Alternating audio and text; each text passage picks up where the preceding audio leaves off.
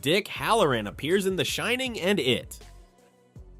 For years, fans noticed Dick Hallorann, the psychic cook from The Shining who could read minds and sense evil, seemed to reference experiences that didn't happen in that novel. Some theorized he appeared in other King stories. It seemed like wishful thinking from fans desperate to connect the dots. The It novel explicitly confirms this. Dick Hallorann is mentioned as an army cook and member of the African American Army nightclub in Derry, Maine, called the Black Spot, which was burned down by a racist hate group in 1930. Dick's shining, his psychic ability to see the past, future, and read thoughts, allowed him to save the lives of several other clubgoers, including Mike Hanlon's father, by warning them before the fire. The series It, Welcome to Derry made this connection even more explicit, with Chris Chalk playing a young Dick Hallorann as a prominent character. Director Andy Muschietti stated the decision to incorporate Dick was a no-brainer because his psychic power is definitely ingrained in the story. The fan theory that Dick's abilities and backstory connected him to It's universe was validated decades after both novels were published. This means Dick survived the horrors of Derry, witnessed Pennywise's evil firsthand, and carried that trauma with him to the Overlook Hotel, where his shining would save Danny Torrance's life. The Losers Club and the Turtle saved reality.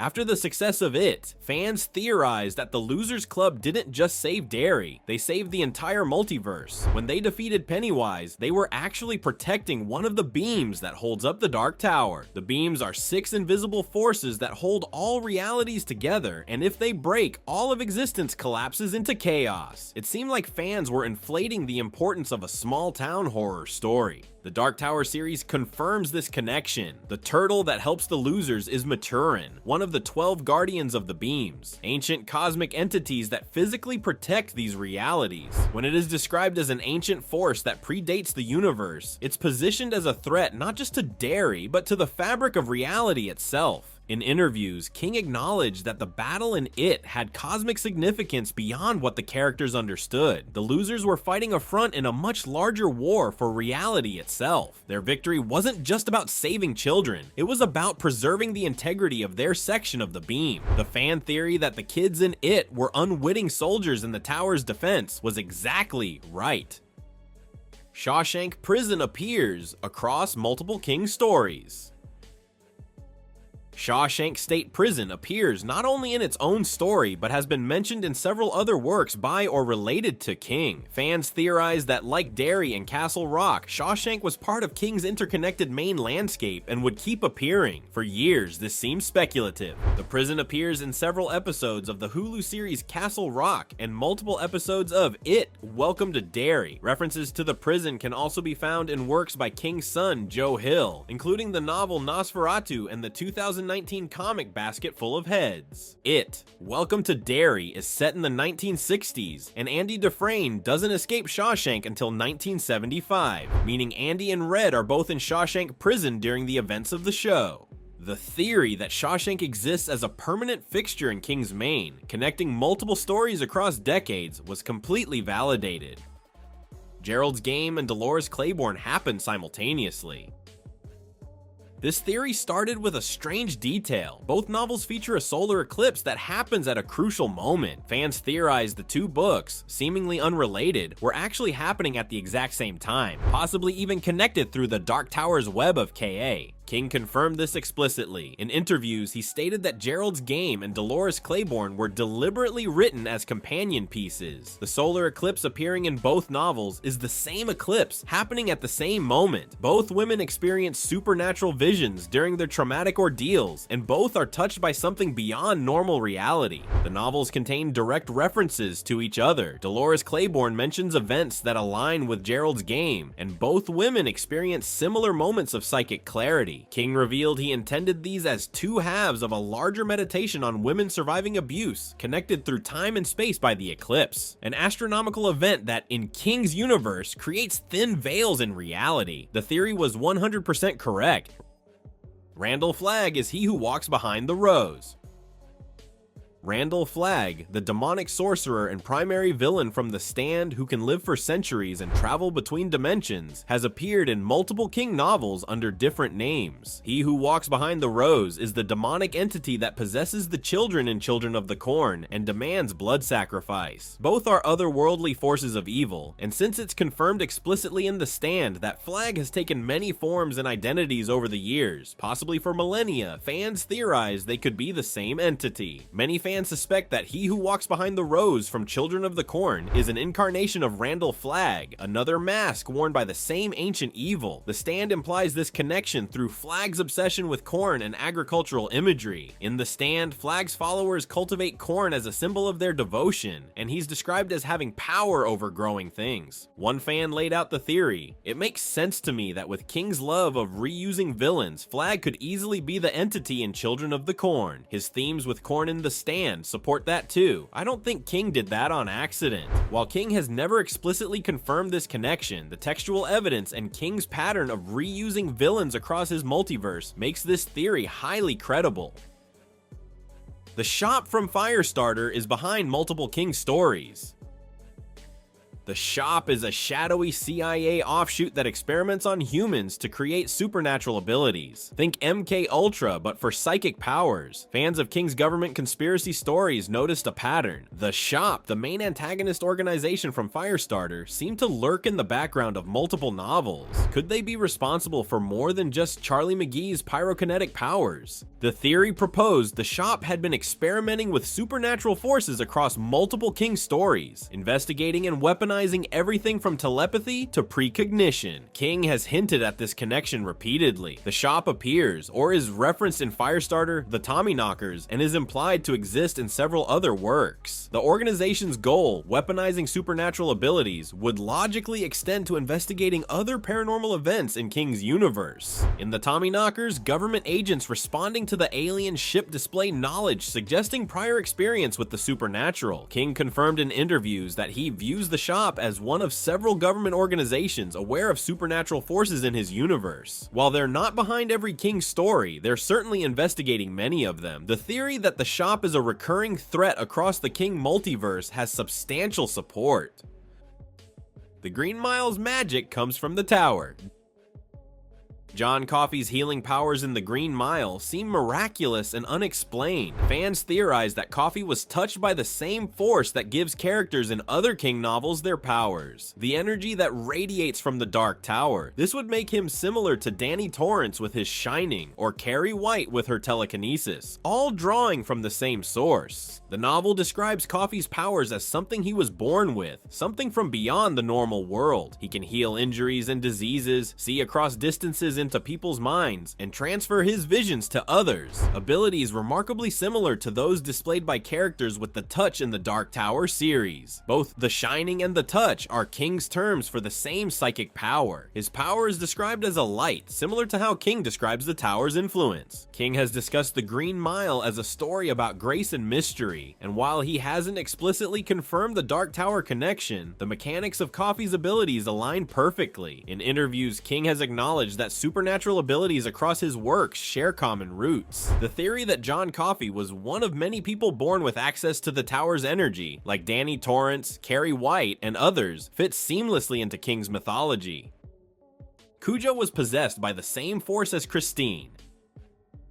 When fans finished Cujo, many theorized the rabid dog wasn't just sick, he was possessed by the same malevolent force that animated Christine. Both stories feature normal things turned into killing machines. Both take place in Castle Rock. The connection seemed obvious. King has confirmed in interviews that he views both Christine and Cujo as examples of evil bleeding through from other dimensions. While he wrote Cujo during the height of his addiction and barely remembers it, he's acknowledged the thematic parallels were intentional. Castle Rock's proximity to a thin spot in reality means objects and animals can be touched by outside forces. The novel itself provides evidence. Cujo's transformation goes beyond normal rabies. He displays almost supernatural persistence and seems seems driven by something beyond animal instinct. King told interviewers that Castle Rock's curse affects everything there, not just people. The theory that Cujo was more than a sick dog was validated by King's own understanding of his mythology. Pennywise is still alive in Dreamcatcher. 15 years after it was published, Stephen King dropped a terrifying Easter egg in Dreamcatcher. When Jonesy returns to Derry, he finds a memorial plaque for victims of the standpipe collapse. Spray painted across it, "Pennywise lives."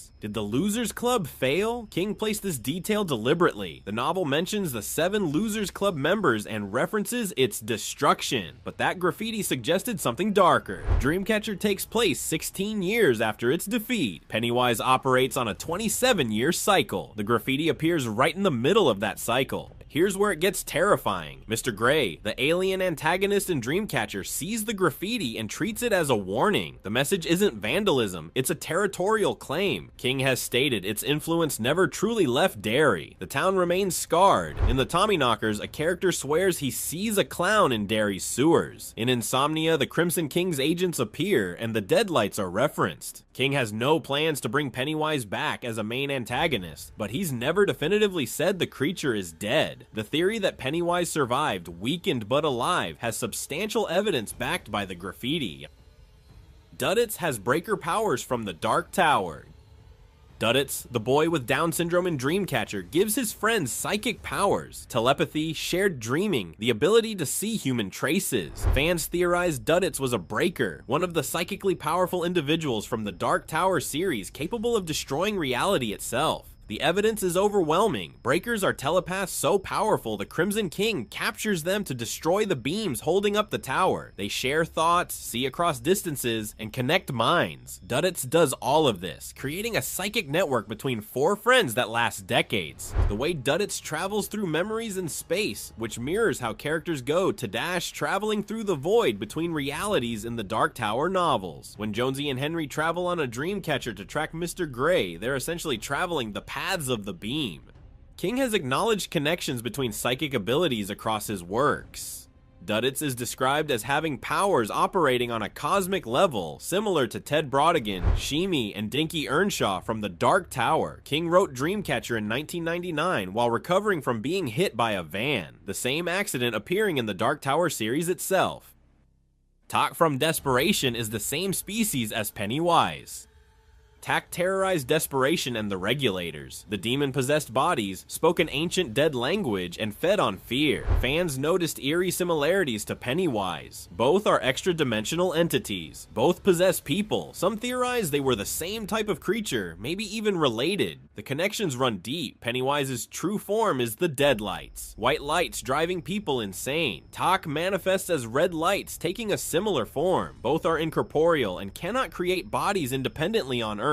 Both speak the language of the dead, the ancient tongue used by servants of the Crimson King. While King has never explicitly confirmed they're the same species, the textual evidence is compelling. King scholars consistently point to Tak as likely being a Todash space entity, a creature from the void between realities, just like it. Both are ancient, both feed on emotions, both have similar light-based true forms.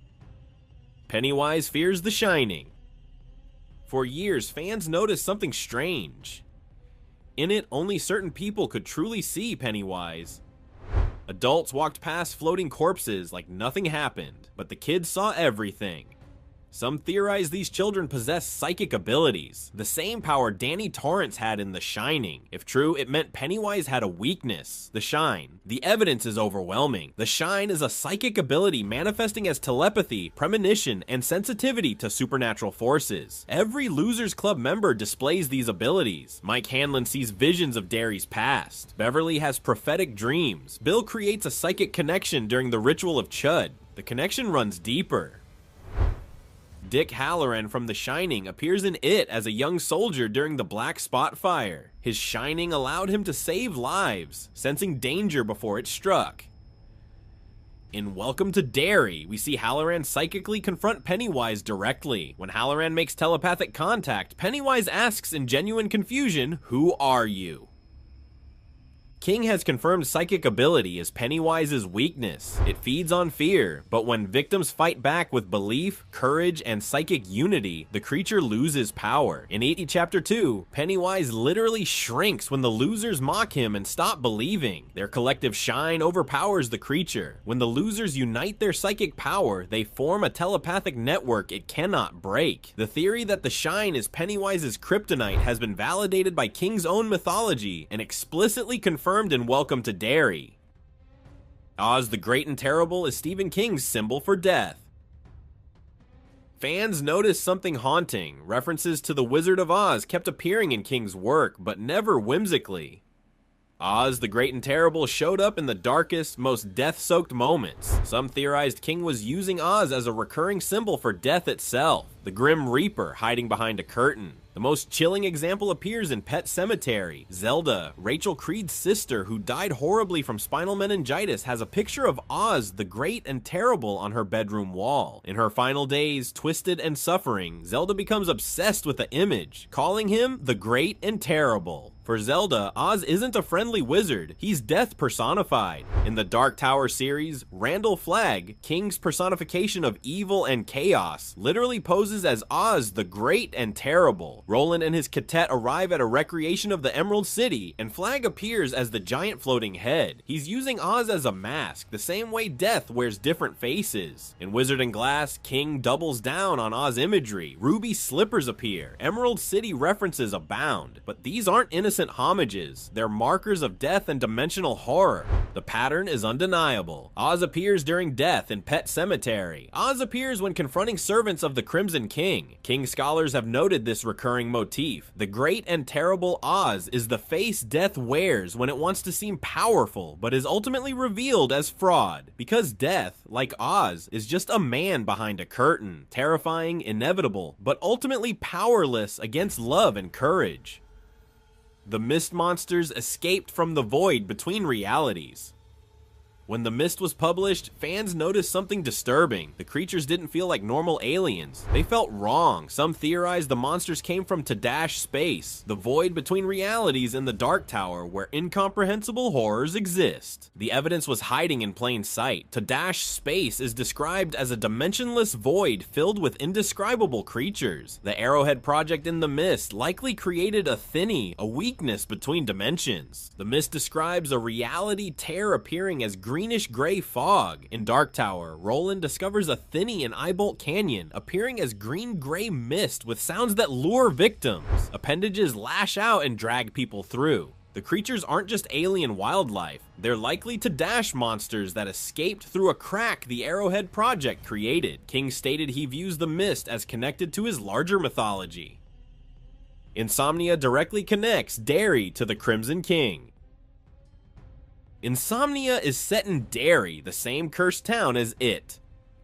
Fans theorized the novel would reveal why Derry attracts so much evil, suspecting it may be connected to the Dark Tower mythology and the Crimson King. King made the connection explicit. In Insomnia, characters encounter agents of the tower. The novel reveals Derry sits near a crucial point in the beam, one of 6 forces holding up the Dark Tower. The Crimson King himself is referenced. His agents manipulate events in Derry. The Deadlights appear in connection to the Crimson King, suggesting Pennywise serves the same destructive purpose. It states the town is built on a weak spot in reality. Insomnia confirms that weak spot is where the tower's influence bleeds through. The violence and evil aren't random. Derry is a battleground in a multiversal war.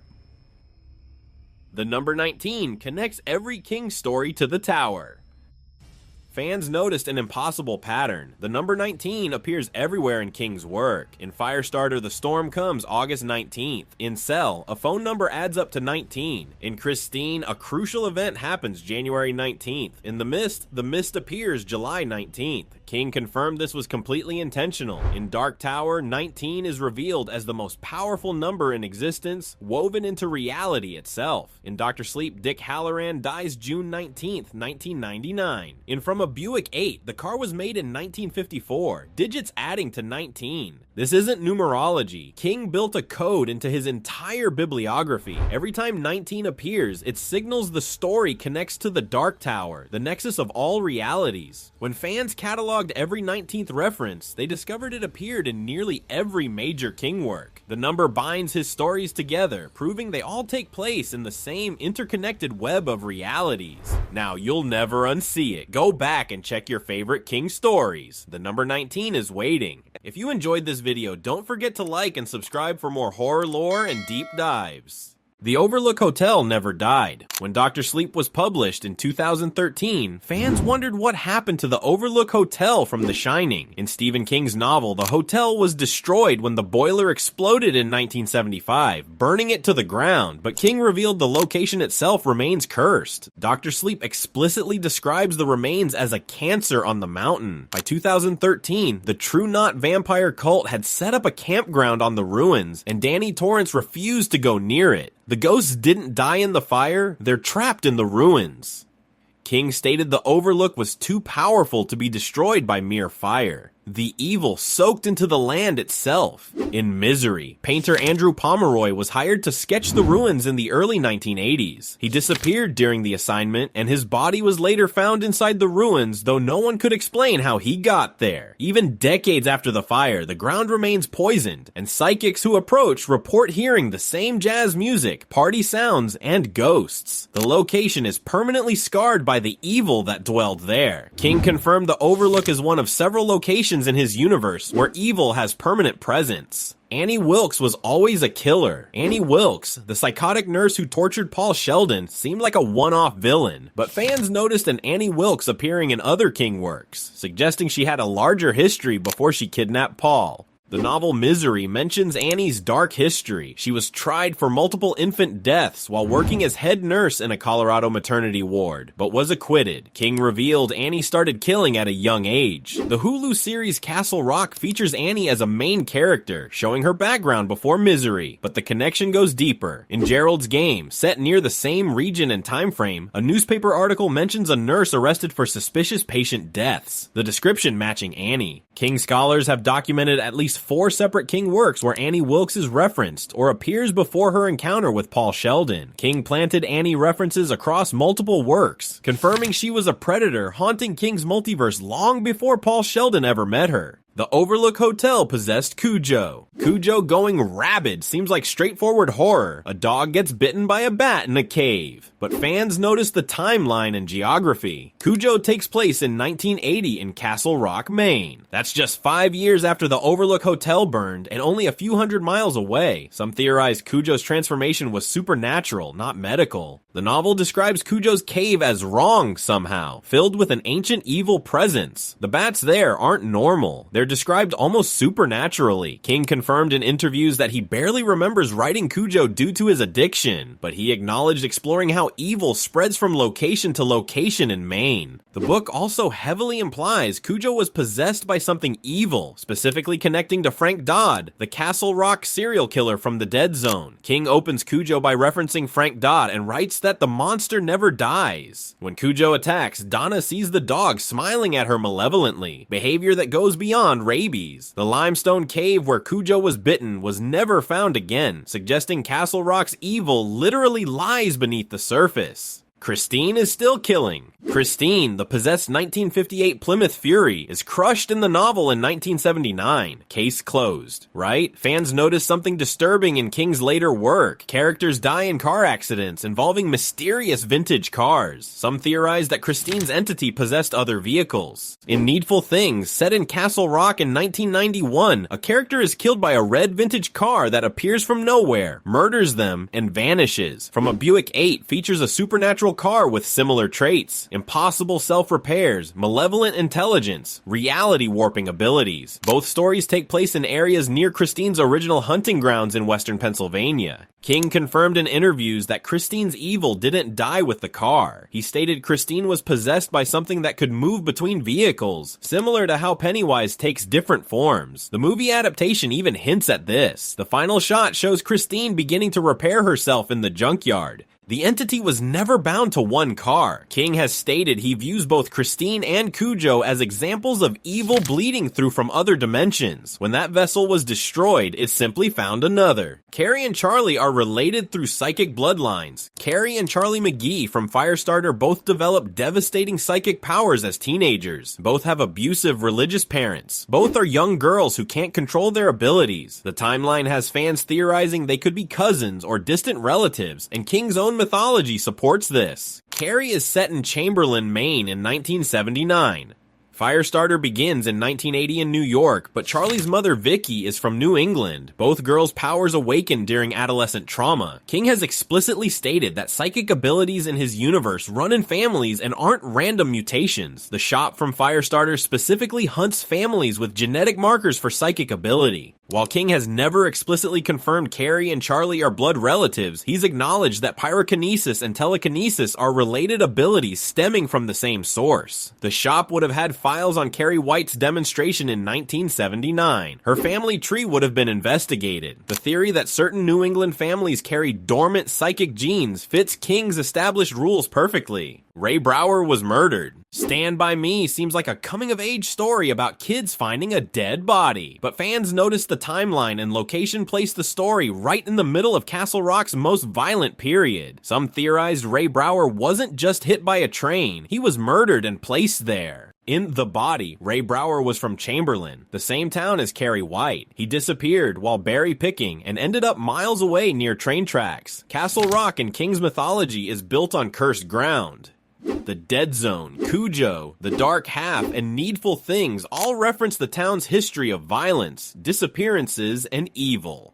By 1980, just 1 year after the boys found Ray's body, Cujo kills 4 people in Castle Rock. While King never explicitly stated Ray Brower was murdered, the evidence fits. A child disappears during berry picking and ends up miles away near train tracks. The positioning suggests his body was moved. In the King multiverse where Castle Rock attracts evil, the odds of Ray's death being a simple accident seems slim. The fan theory that the boys stumbled onto something far darker adds a sinister layer to the beloved story. Jack Torrance became the Boogeyman. The Boogeyman, King's short story about a creature that kills children by hiding in closets, was published in 1973, 4 years before The Shining, but fans noticed disturbing parallels. The creature emerges at night to murder children. Jack Torrance tried to murder his child. Some theorized the Boogeyman is Jack's ghost, or that Jack's rage became the creature after death. The timeline creates an eerie connection. The Shining ends in 1975 with Jack dying at the Overlook. The Boogeyman is set in the late 1970s. The creature is described as wearing dark clothes with a white face, appearing as a twisted father figure, matching descriptions of Jack's ghost in Dr. Sleep. Both represent the ultimate betrayal, a father who becomes a predator. King has discussed how he views many of his monsters as variations on the abusive father figure. He's acknowledged Jack Torrance represents his fears about his own potential for alcoholic violence toward his children. The Boogeyman represents the same fear, that the person meant to protect children becomes the thing they should fear most. While King has never explicitly stated the Boogeyman is Jack Torrance, he's confirmed both stories explore identical psychological territory. The fan theory suggests King was writing about the same entity or the same primal fear given form across multiple works. The Boogeyman is what every Jack Torrance becomes after death. Rage without redemption, haunting children forever. King buried the Mist's true ending. The movie version of The Mist has one of cinema's most devastating endings. David shoots his son and friends to spare them suffering, then the military arrives minutes later. This ending doesn't appear in King's novella, which ends ambiguously with David still driving into the mist. But when director Frank Darabont showed King the new ending, King stood and applauded, saying, "That's the ending I wish I'd written." Why? King has discussed how The Mist was written during the darkest period of his cocaine and alcohol addiction. He was avoiding confronting the story's true implications. The novella ends with uncertain hope, but the movie ending, that hope itself is cruel and meaningless, was thematically present all along. Darabont just made it explicit. In interviews, King revealed he barely remembers writing several books from this period, including Cujo. He was battling addiction while creating stories about helplessness and cosmic horror. The fan theory proposes that King subconsciously wrote a darker story than he consciously intended, and the movie revealed what his addiction-clouded mind had buried. King's enthusiastic response validates this. On some level, King knew this was always the story's true destination. The novella's hopeful ending was the lie. The movie's nihilistic conclusion was the truth hiding underneath. The Dark Tower connects everything. For years, fans believed every Stephen King story existed in the same multiverse connected by the Dark Tower. It seemed too ambitious to be intentional. How could Carrie, The Shining, and The Stand possibly share a universe? King writes horror, sci-fi, fantasy, and drama across completely different tones and settings. The Dark Tower series provided the evidence. Throughout 8 books, King explicitly references dozens of his other works. Characters from The Stand appear directly in the story. Randall Flagg from The Stand becomes a main antagonist under multiple identities. King confirmed in interviews that the Tower is the linchpin holding all realities together, with every story existing somewhere on the branches of the world tree it protects. The 2017 film made this even more explicit. The production team designed the movie to potentially launch a shared King universe. King himself stated he views all his work as connected through the Dark Tower. Pennywise and the Turtle are cosmic entities. When it was published in 1986, fans theorized Pennywise wasn't just a shape-shifting alien, but an actual cosmic entity as old as the universe itself. The book mentions a turtle, and fans believed this turtle was equally powerful and opposed to it. Most readers thought this was just King being weird with his mythology. The novel explicitly confirms it. Pennywise is revealed to be one of the Deadlights, ancient beings that existed before the universe. The turtle, called Maturin, is a cosmic entity that vomited up the universe during a stomachache. Bill Denbrough encounters the turtle in the Macroverse during his psychic battle with it. King confirmed both appear in the Dark Tower series, with the turtle mentioned as one of 12 Guardians of the Beams holding up the Dark Tower.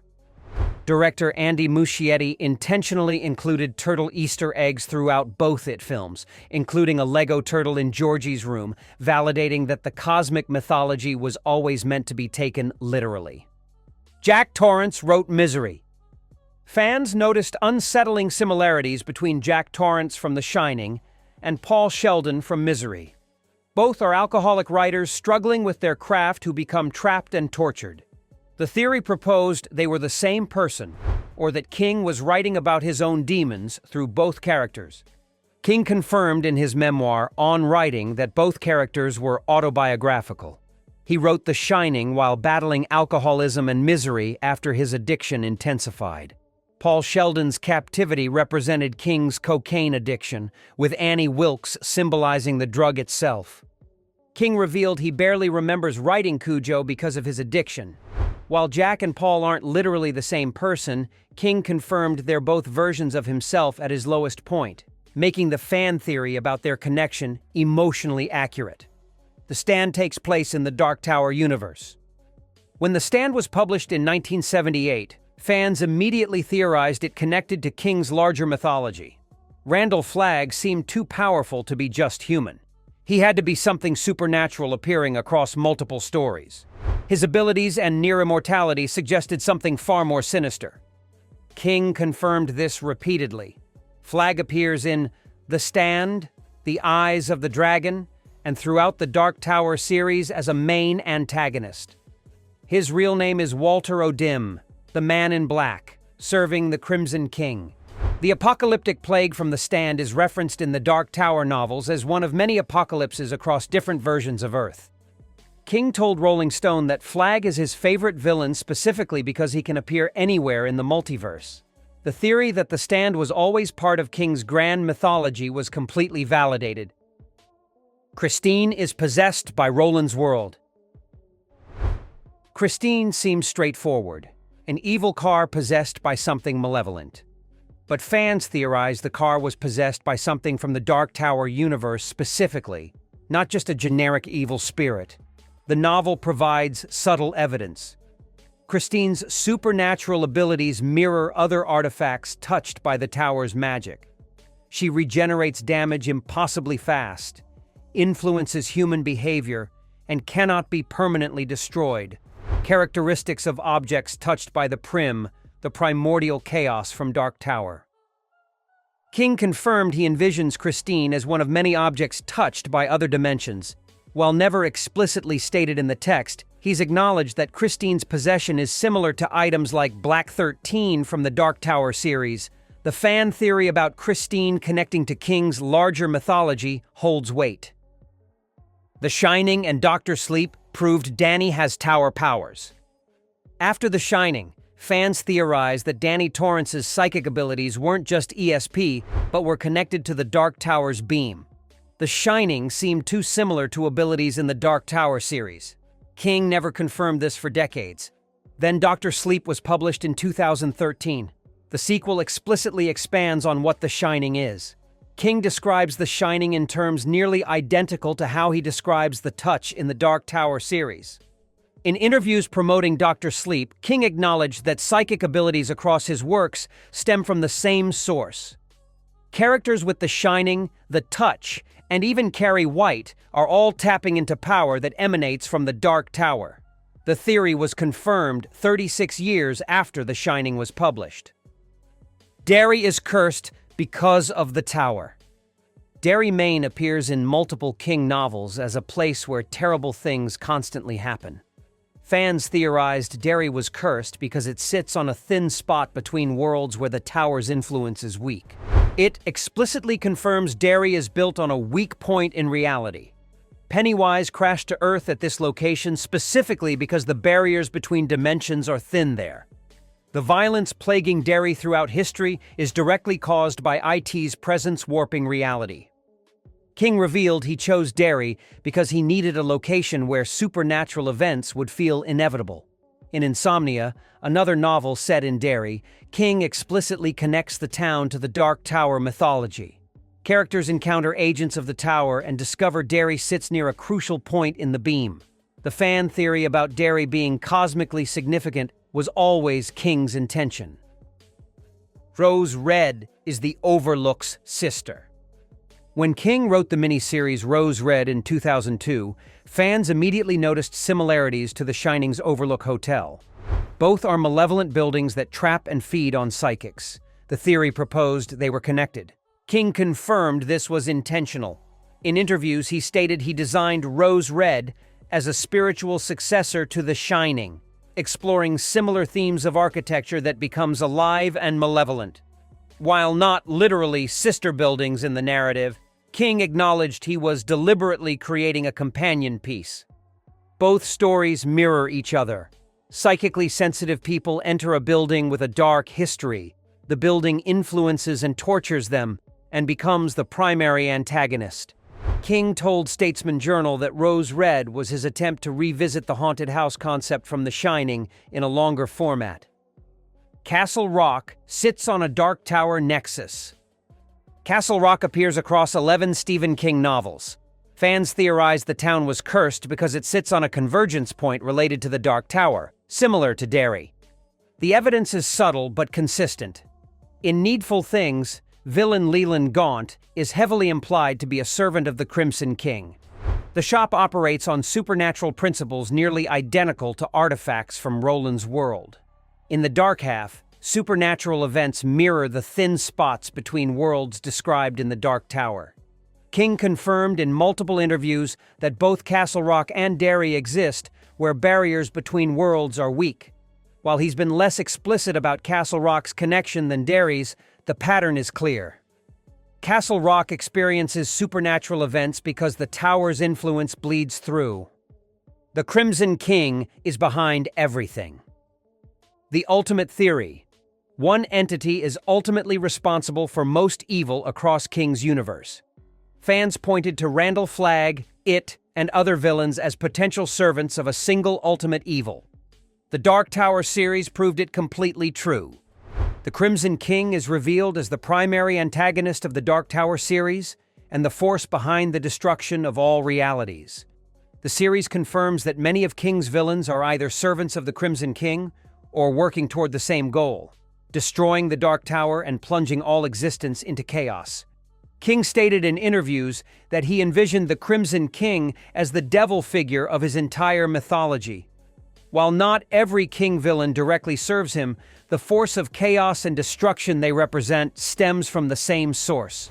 The fan theory that King's universe has a singular ultimate evil pulling strings across multiple stories was exactly what King built the Dark Tower mythology to reveal.